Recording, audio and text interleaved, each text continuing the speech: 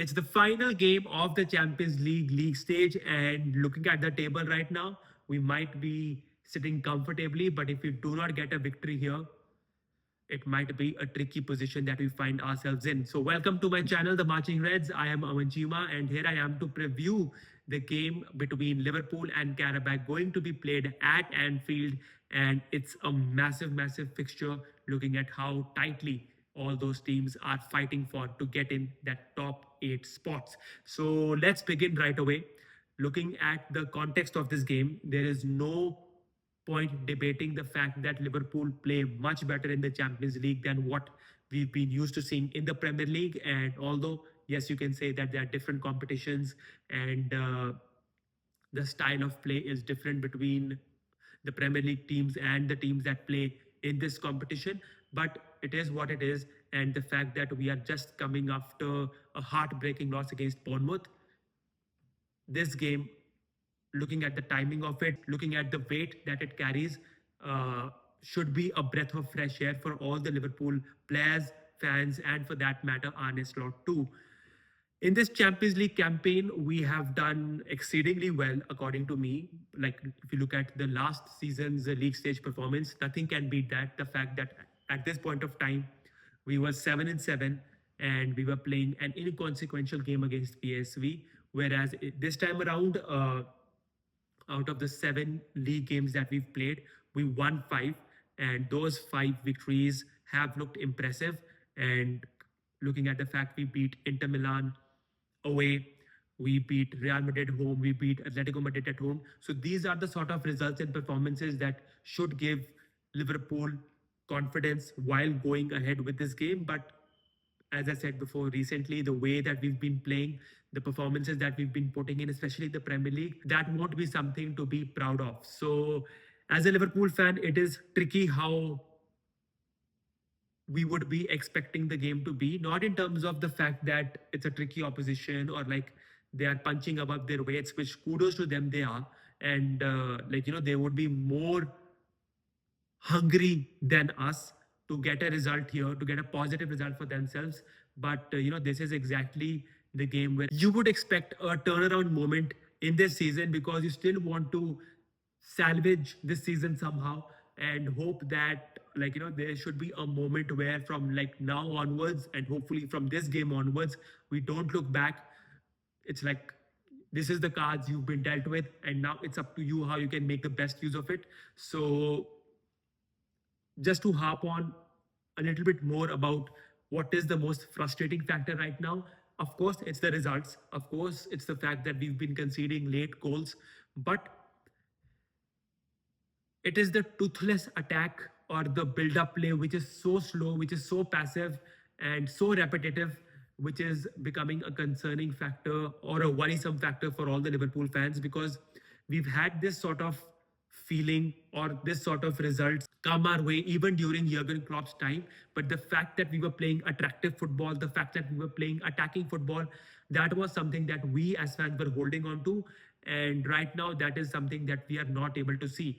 So, looking at Arne Slot and the way he has changed his tactics, of course, it gives us a little bit more freedom to control the ball, to dominate the ball in that midfield area. But that just exposes us again if like some team wants to target us and target our flanks, and that is how they can really hurt us, because now this season it's like every half decent chance that the opposition gets, it's Liverpool who end up conceding. And that is something that we'll have to be really, really careful about, because this is a sort of a night which you don't want to screw up.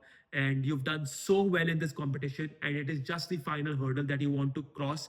So I'm hoping that everybody should be up for this game in the most best way possible, and I include the fans in it as well. And I could understand Anfield being subdued, Anfield being not at their raucous best, but you do expect the true locals to come out in full support, and hopefully the team can also deliver such a performance that not only the locals, all Liverpool fans would be going away with this game, with the victory, with those 3 points, and making sure that we have a secured qualification by finishing in the top 8. Looking at the current injury status and the availability of players, we already know that Konate won't be available for us, and we just have to respect his privacy right now, given the fact that he has just lost a close family member.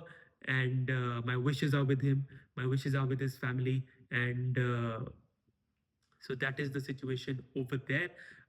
Joe Gomez also picked up an injury when we conceded that first goal against Bournemouth. So he will be missing out on this game also. Hopefully, it's not a long injury. And knowing how Joe Gomez's record has been, and how critical now he has become, looking at the next few set of games, we want him back as soon as possible. So you would be expecting a midfielder to be slotted in with Virgil van Dijk as the second centre back. So for me, if Allison is fit and fine, and if there are no extra repercussions of him colliding with Joe Gomez, which led to Joe Gomez being out, he should start for me. And in the back four, it has to be Jamie Frimpong in the right back position. Uh, with Virgil van Dijk, it would be interesting to see whether Ryan Gravenberch starts in that position or it would be Wataru Endo. For me, it has to be Endo because I would rather want Gravenberch to be in that number 6 position and controlling that midfield area.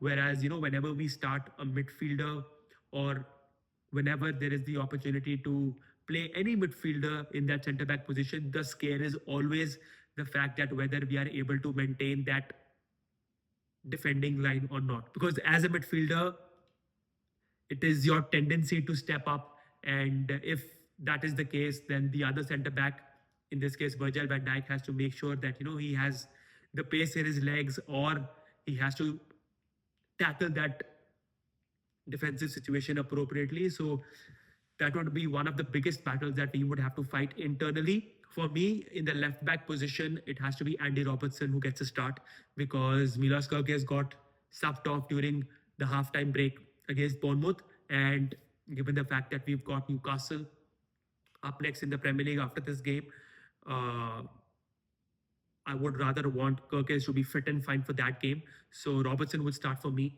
And although there have been a few rumors on him departing Liverpool, this game should at least give us a chance to the fans to express their love towards our Scottishman, and maybe vice versa too. So I would expect an Andy Robertson start in the midfield.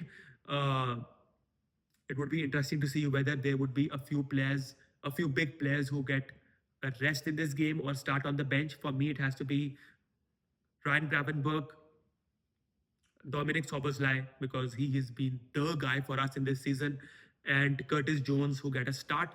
And in the attack, I would like to see Cody Gakpo on the left flank, Ekitike up top, and Mohamed Salah on the right wing. That would mean that Alexis McAllister for me would start on the bench, Florian Wirtz would start on the bench for me, and hopefully it would be a game where we can use all our 5 substitutes, maybe getting those 2 people in the second half. Federico Chiesa might get a look in, Rio Ngamoa might get a look in, maybe Trenioni for that matter. I'm not expecting an easy victory, but it would be great if we can start controlling the ball and start taking control of the game also right from the first whistle, because you don't want any sort of concentration levels dipping, because as I said, the table looks so tight.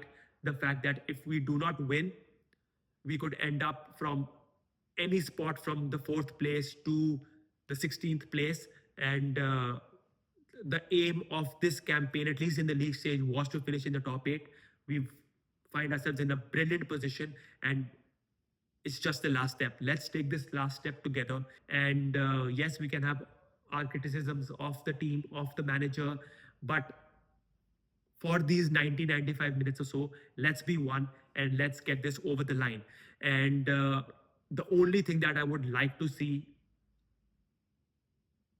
is the fact that we stay connected, we stay united, and it should be a team performance. Because if this sort of a game cannot excite you enough, then I don't think any other game would do so. Because not only this allows you to be considered as one of the top 8 teams in Europe this season, but the fact that looking how intense the Premier League schedule will be, you're still in the FA Cup, you do want or rather you do not want to play another set of 2 games in this competition and stretch your squad out, which as of now is already looking thin. So you've got lots of objectives to play for.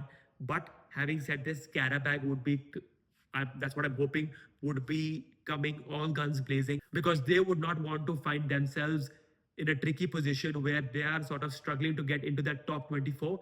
So it's a much bigger game for them than for us. But if you do look at the positives for us in this season, especially in the Champions League, whenever there have been crunch moments, we've stood up. We've stood up as a team, and that is what I'm hoping that we should do tomorrow. And right now, the feeling is not good, but if the performances are there, if the results are there to back it up, it just takes moments like this for all the Liverpool fans to rally around the team, to rally around the manager. And that is where I think if we can get a good performance here, hopefully leading to a much better performance in the Premier League games that are coming up. Because again, as I said, you need a moment in your season to turn things around. And I thought against Marseille, it could be something, but the Bournemouth defeat just eliminated all such thoughts in my mind. But we've got another opportunity to express ourselves, and a victory here in this moment would just put at least some nerves to rest. So you let me know in the comment section that if you were Arne Slot, or if you were not Arne Slot, if you were the Liverpool manager, what would your starting 11 be? Let me know your score predictions. Let me know if you think Liverpool would drop points here and still finish in the top 8. Let me know how you're approaching this game.